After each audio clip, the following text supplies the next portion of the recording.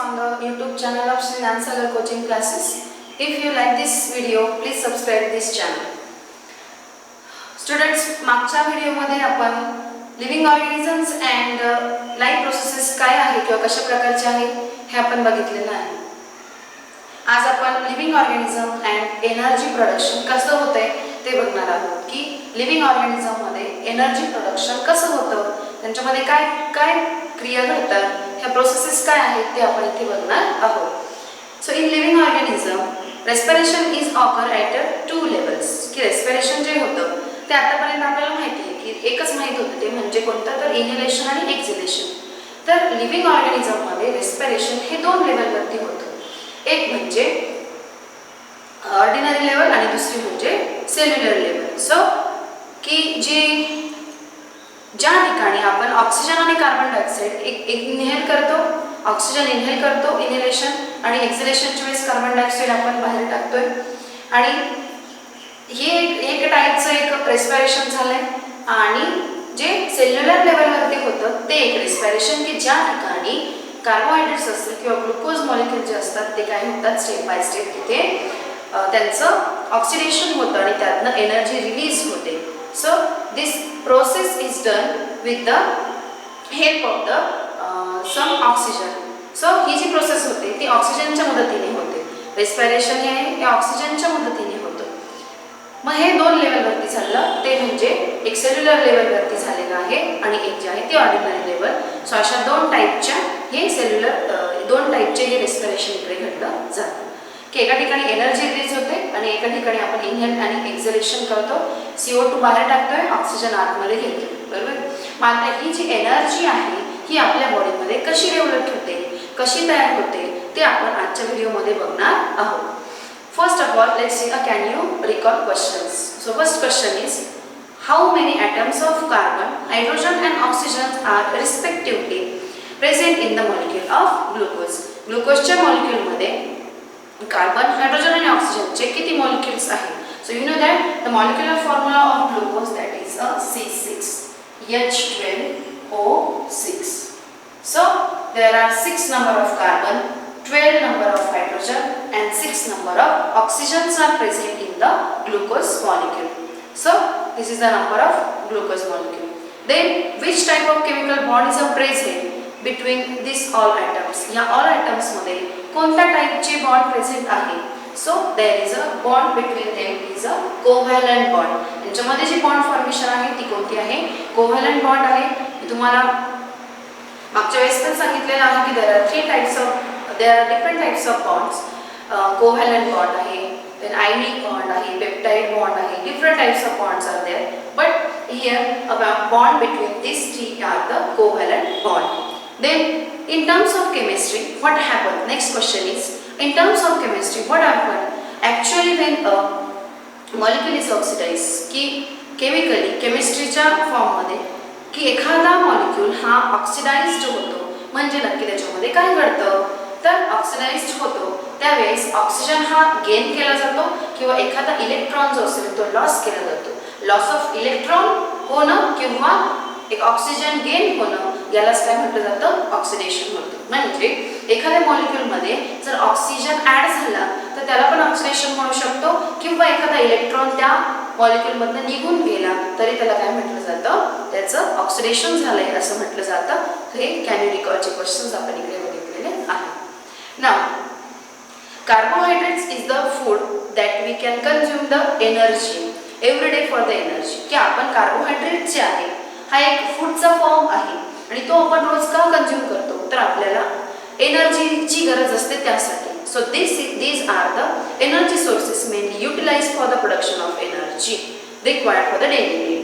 Daily नीडसाठी आपल्याला जी एनर्जीची गरज आहे ती आपल्याला या ठिकाणाहून मिळत असते.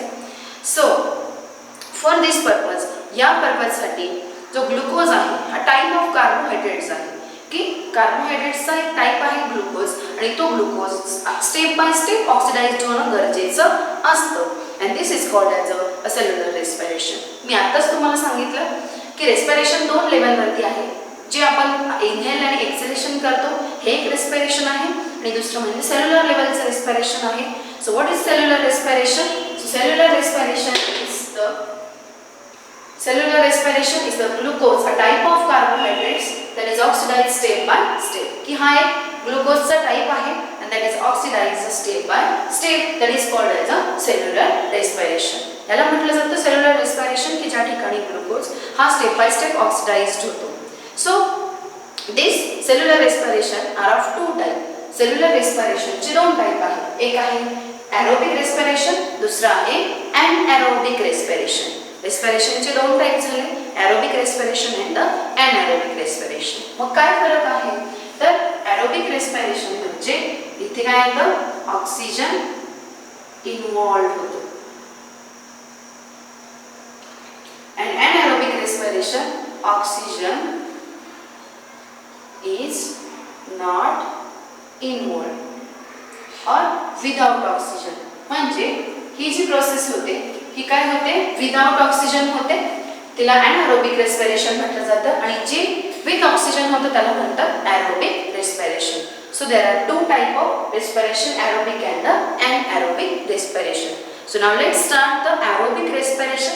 आपण aerobic respiration बघणार आहोत की ज्यामध्ये ग्लुकोज हा कम्प्लिटली ऑक्सिडाइज्ड होतो, त्याचं ऑक्सिडेशन कंप्लीट होऊन आणि त्यातनं एनर्जी रिलीज होते. म्हणजे आज आपण इथे बघणार आहोत की आपल्या बॉडीमध्ये एनर्जी कशा प्रकारे तयार होते.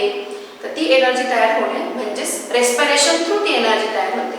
मी तुम्हाला मागच्या मध्ये पण सतत हेच सांगत होते की आपल्या बॉडीमध्ये एनर्जी कंझ्युमसाठी फक्त फूडची गरज लागत नाही तर त्यासोबत ऑक्सिजनची पण गरज लागते. म्हणजेच ऑक्सिजन हा तिथला मेन इन्ग्रेडियंट आहे की जो आपल्या बॉडीमध्ये एनर्जी तयार करू शकतो. ओके, सो जे एरोबिक रेस्पिरेशन आहे हे एरोबिक रेस्पिरेशन 3 स्टेप मध्ये होते. So this aerobic respiration is takes place in the oxidation or the oxidation is of the glucose in the aerobic respiration is in the 3 steps. So first step आहे त्याची ती म्हणजे glycolysis process. First step of aerobic respiration, that is a glycolysis. So first step is glycolysis. The process of glycolysis is occurs in the cytoplasm.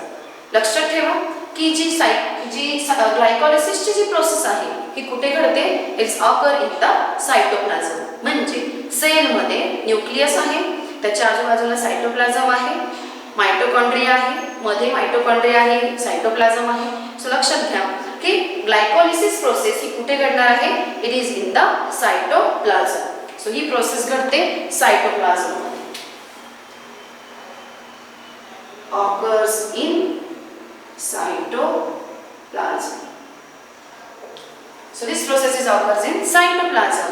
A molecule of glucose in this process is oxidized step by step and the process of 2 molecules of each of pyruvic acid, ATP, NADH2 and the water are formed here. So इथे काय होतंय की ग्लुकोजचं complete oxidization होतंय. So here glucose oxidized and formed. याच्यापासून काय form होतंय 2 molecules of काय NADH2, then pyruvic acid, water molecule and the CO2. So काय फॉर्म झालं ATP, NADH2, water molecules are here, ATP is formed. ATP is the adenosine triphosphate molecule. हाच energy rich molecule असतो आणि त्यातच आपल्याला energy मिळते. पण लक्षात घ्या की ग्लुकोज इथे ऑक्सिडाइज झाला की यापासून प्रत्येकाचे काय मिळणार आहे, ह्या प्रत्येकाचे 2 मॉलिक्यूल मिळणार आहे. So NADH2, pyruvic acid, water molecule and ATP ह्या प्रत्येकाचे 2 मॉलिक्यूल हे या ठिकाणी आपल्याला मिळतात. सो ही प्रोसेस झाली ग्लायकोलिसिसची. आता पुढे काय होतंय तर जो पायरुविक ऍसिड आहे म्हणजे नेक्स्ट प्रोसेस मध्ये हा पायरुविक ऍसिड जो आहे that get again converted into the 2 different molecules. So this pyruvic acid is converted into, तो कशामध्ये कन्वर्ट होतोय, this converted into the process of conversion into the molecules of acetyl coenzyme A and the 2 molecules of NADH2 and 2 molecules of the CO2. परत इथे काय होते? It get formed into the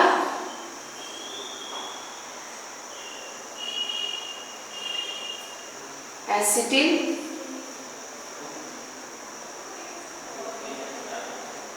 coenzyme A. So it formed into the acetyl coenzyme A and the 2 molecules of NADH2 and the 2 molecules of H2O are formed. Both are 2 molecules. दोघांचे पण किती molecules झाले? 2 molecules झाले. So इथे काय झाले? NADH2, 2 molecules of the CO2 are released. 2 molecules of NADH2 and 2 molecules of CO2 are released in this process. ठीक? या ठिकाणी काय झालं? ग्लुकोज ऑक्सिडाइज झाला, 2 molecules of NADH2 फॉर्म झाला, पायरिक ऍसिड फॉर्म झाला, H2O फॉर्म झाला आणि ATP फॉर्म झाला. परत पुढे पायरुविक ऍसिड पासून ऍसिटिल कोएन्झाइम A हा मॉलिक्यूल कन्वर्ट होतो आणि दोन मॉलिक्यूल NADH2 आणि CO2 चे फॉर्म होतात. सो अशा प्रकारे काय झालं? ग्लायकोलिसिस प्रोसेस पूर्ण होते की पायरुविक ऍसिडचं कन्व्हर्जन ऍसिटिल कोएन्झाइम A मध्ये होऊन NADH2 आणि CO2 इथे काय झालेला आहे?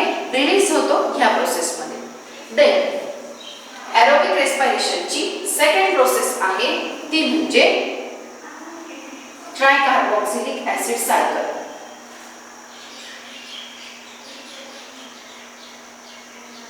Acid cycle. So tricarboxylic acid cycle आता इथे काय होणार आहे की इथे जो फॉर्म झालेला ऍसिटिल कोएन्झाइम A आहे हा ऍसिटिल कोएन्झाइम A पुढे ह्या कार्बोक्सिलिक ऍसिड सायकल मध्ये पार्ट घेणार आहे. म्हणजे इथे काय झालंय आपण की ग्लुकोज ऑक्सिडाइज झाला त्याच्यापासून NADH2 pyruvic acid H2O ATP मिळालं. हे तसेच आहे पुढे ह्या पायरुविक ऍसिड पासून आपल्याला ऍसिटिल कोएन्झाइम A मिळाला. त्यानंतर 2 मॉलिक्यूल NADH2 आणि CO2 मिळालेले आहेत. मग पुढे काय होणार आहे? हा ऍसिटिल कोएन्झाइम A हा ट्रायकार्बोक्सिलिक ऍसिड सायकल मध्ये होतो. So the both the molecules of acetyl coenzyme A म्हणजे ऍसिटिल कोएन्झाइम A चे सुद्धा इथे किती मॉलिक्यूल्स मिळतात आपल्याला? 2 मॉलिक्यूल्स मिळतात. जसे हे दोन मिळाले तसं ऍसिटिल कोएन्झाइम चे सुद्धा किती मॉलिक्यूल्स मिळतात? 2 molecules. So these 2 molecules are again take part in the tricarboxylic acid cycle. So काय होणार आहे? मग तयार झालेला ऍसिटिल कोएन्झाइम A हा आता पार्ट घेणार आहे ऍसिड सायकल मध्ये. ट्रायकार्बोक्सिलिक ऍसिड सायकल ही प्रोसेस फक्त मायटोकॉन्ड्रिया मध्ये होते. म्हणजे ह्या ऍसिटिल कोएन्झाइम A ला कुठे जावं लागणार आहे? मायटोकॉन्ड्रिया मध्ये. कारण आपण बघितलं की ग्लायकोलिसिस प्रोसेस ही कुठे झाली? This process is occurs in the cytoplasm. म्हणजे हा ऍसिटिल कोएन्झाइम A आता जो फॉर्म झालेला आहे हा सायटोप्लाझम मध्ये फॉर्म झालेला आहे. आता तो पुढे जाणार आहे मायटोकॉन्ड्रिया मध्ये की जिथे आपल्याला एनर्जी मिळेल. ओके. सो हा ऍसिटिल कोएन्झाइम A आता या मायटोकॉन्ड्रिया मध्ये चालले. So this process is occurs in the mitochondria. So mitochondria मध्ये ही प्रोसेस घडते. मग ऍसिटिल कोएन्झाइम A इथे येणार आहे आणि यामधला ऍसिटिल कोएन्झाइम A च्या ऍसिटिल ग्रुप पूर्णपणे ऑक्सिडाइज्ड होईल. म्हणजे इथे कोण आला? तर ऍसिटिल कोएन्झाइम A आला. बरोबर. आता हा याचा ऍसिटिल ग्रुप हा कंप्लीटली काय होतो? ऑक्सिडाइज्ड होतो. सो हा कंप्लीटली ऑक्सिडाइज्ड होऊन याच्यापासून आपल्याला अनेक मॉलिक्यूल्स मिळतात. So acetyl part of the acetyl coenzyme A is completely oxidized through this cyclical process. या सायक्लिकल प्रोसेस मध्ये हा पूर्णपणे काय होतं? ऑक्सिडाइज्ड होतो. and the molecules of CO2, H2O, NADH2 and FADH2 are released here. So इथे काय होतं? यापासून आपल्याला मिळतं CO2, NADH2, then FADH2 and we get here a water molecule also, that is H2O. So CO2, NADH2, FADH2 and the H2O. So इथे एक सांगायचं राहून गेलं फ्रेंड्स की NADH2 आणि FADH2 काय आहे? तर NADH2 हा असा मॉलिक्यूल आहे जसं ATP हा ॲडेनोसिन ट्रायफॉस्फेट आहे तसा NADH2 हा पुढे आपल्याला एनर्जीज देणार आहे पहा निकोटिनामाइड ॲडेनाइन डायन्यूक्लियोटाइड त्याला असं म्हटलं जातं. Nicotinamide adenine dinucleotide. तसंच या FADH2 ला म्हटलं जातं flavin adenine dinucleotide. In your textbook is also there the meaning of this की NADH2 हा निकोटिनामाइड ॲडेनाइन डायन्यूक्लियोटाइड आहे आणि FADH2 हा फ्लेविन ॲडेनाइन डायन्यूक्लियोटाइड आहे. सो हे मॉलिक्युल्स आपल्याला इकडे या ट्रायकार्बोक्सिलिक ऍसिड सायकल प्रोसेस मध्ये मिळतात. सो नेक्स्ट प्रोसेस आहे आपली या एरोबिक रेस्पिरेशन मधली आणि ती म्हणजे electron transfer chain reaction. Electron transfer chain reaction. This process is only occur in the mitochondria. So he process सुद्धा फक्त कशामध्ये होते? ही सुद्धा फक्त माइटोकॉन्ड्रिया मध्येच होते. So chain reaction is occurs only in the mitochondria. So friends इथे काय होणार आहे? तर जी आता आपल्याला भेटलेले NADH2 आणि FADH2 इकडे मिळाले बरोबर. या अगोदर आपल्याला ATP मिळालेलं होतं, NADH2 आहे. हे सगळे NADH2 इथे पण मिळालेलं, इथे पण मिळालेलं, NADH2 इथे पण मिळाला, इथे FADH2 मिळाला. These molecules of NADH2 and FADH2 are formed during this all above process. या all above process मध्ये जे सगळे आपल्याला NADH2 आणि FADH2 इकडे मिळालेले आहे हे सगळ्यांच्या पासून पुढे यांच्यावरती इलेक्ट्रॉन ट्रान्सफर चेन रिएक्शन ही ऍक्ट होते आणि this electron transfer chain reaction is act only in the mitochondria. So याच्यामध्ये काय होतंय? So we get from this या इलेक्ट्रॉन ट्रान्सफर चेन रिएक्शन मुळे आपल्याला 3 मॉलिक्यूल ऑफ ATP मिळणार आहे फ्रॉम द NADH2. म्हणजे 1 मॉलिक्यूल ऑफ NADH2 पासून आपल्याला 3 मॉलिक्यूल मिळतात ATP चे. So we get here 3 molecule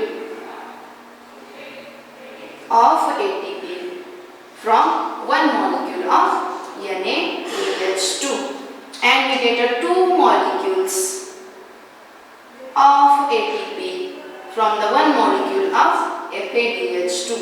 म्हणजे NADH2 च्या एका मॉलिक्यूल पासून आपल्याला 3 molecules of ATP मिळतात आणि FADH2 च्या एका मॉलिक्यूल पासून आपल्याला 2 molecules of ATP मिळतात. म्हणजे NADH2 आणि FADH2 मध्येच हे ATP स्टोअर झाले.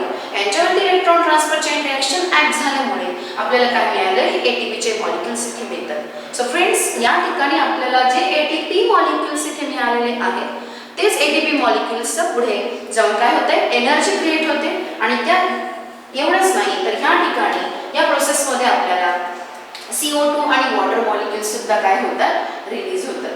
CO2 and water molecule. So आता आपण बघूया की हे जो CO2 आणि आपण आतापर्यंत बऱ्याच ठिकाणी बघितलं की इकडे CO2 फॉर्म झालेला आहे, इकडे CO2 फॉर्म झालेला आहे. सो ही तयार होणारा CO2 हा जो आपण एक्झलेशन करतो की नाही त्याच वेळेस काय होतंय की ही एनर्जी इथे प्रिपेअर झाली. आता बघितलं की ATP मध्ये एनर्जी स्टोअर्ड आहे, एनर्जी रिच मॉलिक्युल तर आहे. सो या ठिकाणी आपल्याला ATP मिळाले त्याच वेळेस आपल्याला कार्बन डायऑक्साईड पण मिळतोय आणि हाच कार्बन डायऑक्साईड काय होतो की आपल्या ब्लड मधनं तो पुन्हा रिटर्न येतोय आणि एक्झलेशनच्या वेळेस तोच CO2 बाहेर टाकला जातो. म्हणजे हा CO2 कुठून तयार झाला हा प्रश्न आपल्याला पडलेला असेल. तर जेव्हा एनर्जी प्रिपेअर झाली सेलमध्ये ATP तयार झाला, तो ATP तयार झाल्यानंतर हा CO2 जो आहे तो तिथे रिलीज होऊन ब्लड मध्ये येतो आणि परत तो काय होतोय? एक्झलेशन थ्रू बाहेर टाकला जातो. सो अशा प्रकारे ATP मॉलिक्युल्स इकडे हा फॉर्म झालेला आहे आणि यातनं आपल्याला काय मिळते? एनर्जी मिळते. सो आज आपण ह्या ठिकाणी जे बघितलंय ते म्हणजे काय आहे की एरोबिक रेस्पिरेशन कशा प्रकारे होते. सो एरोबिक रेस्पिरेशन हे 3 प्रोसेस मध्ये होतं. ग्लायकोलिसिस प्रोसेस, ट्रायकार्बोक्सिलिक ऍसिड सायकल आणि electron transfer chain reaction. Glycolysis process मध्ये काय होते? जर ग्लुकोज जो असतो ही प्रोसेस सायटोप्लाझम मध्ये होतं. ग्लुकोज हा पूर्णपणे ऑक्सिडाइज्ड होतो आणि त्या ठिकाणी NADH2, पायरुव्हिक ऍसिड, H2 आणि ATP चे प्रत्येकाचे 2-2 मॉलिक्युल्स आपल्याला इकडे मिळतात. पुढे या पायरुव्हिक ऍसिडचे पुन्हा कन्वर्जन होते डिफरंट मॉलिक्युल्स मध्ये. तिथे ऍसिटिक कोएन्झाइम A चे 2 मॉलिक्युल्स मिळतात. NADH2, CO2 चे पण 2-2 मॉलिक्युल्स पुढे मिळतात. मग हा ऍसिटिक कोएन्झाइम A जो ग्लायकोलिसिस प्रोसेस मध्ये तयार झालेला आहे हा पुढे माइटोकॉन्ड्रिया मध्ये जातो आणि तिथे त्याच्यावरती ट्रायकार्बोक्सिलिक ऍसिड सायकल प्रोसेस ऍक्ट होते आणि त्या ठिकाणी ॲसिटिल कोएन्झाइम ए त्याच्यावरती एक कार्बोक्सिलिक ऍसिड सायकल प्रिपेअर झाल्यानंतर ह्या मॉलिक्यूलचा ऑक्सिडाइज होतो, पूर्णपणे त्याचा ऍसिटिल ग्रुप ऑक्सिडाइज झाल्यामुळे आपल्याला CO2, NADH2, FADH2 आणि H2O चे मॉलिक्यूल्स इकडे मिळतात. आणि त्यानंतर इलेक्ट्रॉन ट्रान्सफर चेन रिॲक्शन मध्ये मायटोकॉन्ड्रियामध्येच होणारी ही रिॲक्शन आहे. NADH2 आणि FADH2 चे मॉलिक्यूल वरती चेन रिॲक्शन ऍक्ट होते आणि इलेक्ट्रॉन ट्रान्सफर चेन रिॲक्शन ही फक्त मायटोकॉन्ड्रियामध्येच होते आणि त्यामुळे NADH2 पासून 3 ATP चे मॉलिक्यूल मिळतात, FADH2 पासून 2 ATP चे मॉलिक्यूल मिळतात आणि कार्बन डायऑक्साइड आणि वॉटर मॉलिक्यूल रिलीज होऊन या ठिकाणी ATP जो एनर्जी रिच मॉलिक्यूल आहे तो या ठिकाणी काय होतो, तयार होतो.